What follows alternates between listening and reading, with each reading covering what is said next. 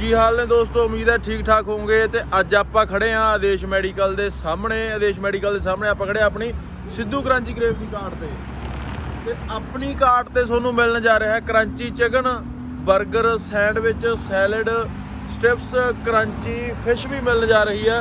ਕਿਹੜੀ ਕਿਹੜੀ ਚੀਜ਼ ਹੈ ਜਿਹੜੀ ਤੁਹਾਨੂੰ ਇੱਥੇ ਨਹੀਂ ਮਿਲੂਗੀ, ਸਾਰੀਆਂ ਆਈਟਮਾਂ ਤੁਸੀਂ ਚੈੱਕ ਕਰ ਸਕਦੇ ਹੋ। ਵੈਜ ਤੇ ਨਾਨ ਵੈਜ ਦੀਆਂ ਸਾਰੀਆਂ ਆਈਟਮਾਂ ਮਿਲਣ ਜਾ ਰਹੀਆਂ ਨੇ। ਸਾਰਿਆਂ ਯਾਰਾਂ ਦੋਸਤਾਂ ਨੂੰ ਇੱਕ ਵਾਰੀ ਅਪੀਲ ਹੈ ਵੀ ਆਦੇਸ਼ ਮੈਡੀਕਲ ਦੇ ਸਾਹਮਣੇ ਭੁੱਚੋ ਮੰਡੀ ਇੱਕ ਵਾਰੀ ਜ਼ਰੂਰ ਸੇਵਾ ਦਾ ਮੌਕਾ ਦਿਓ। ਸਿੱਧੂ ਕਰੰਚੀ ਕਰੇਵ ਦੀ ਕਾਰਟ ਦੇ ਉੱਤੇ ਤੁਹਾਨੂੰ ਇੱਥੇ ਮਿਲਿਆ ਕਰਨਗੇ ਮਾਮਾ ਜੀ। ਜਦੋਂ ਵੀ ਆਓਗੇ ਤੁਸੀਂ ਤੁਹਾਨੂੰ ਇੱਥੇ ਇਹਨਾਂ ਨੇ ਮਿਲਣਾ ਤੇ ਇੱਕ ਵਾਰੀ ਲਾਜ਼ਮੀ ਵਿਜ਼ਿਟ ਕਰੋ। ਧੰਨਵਾਦ ਜੀ।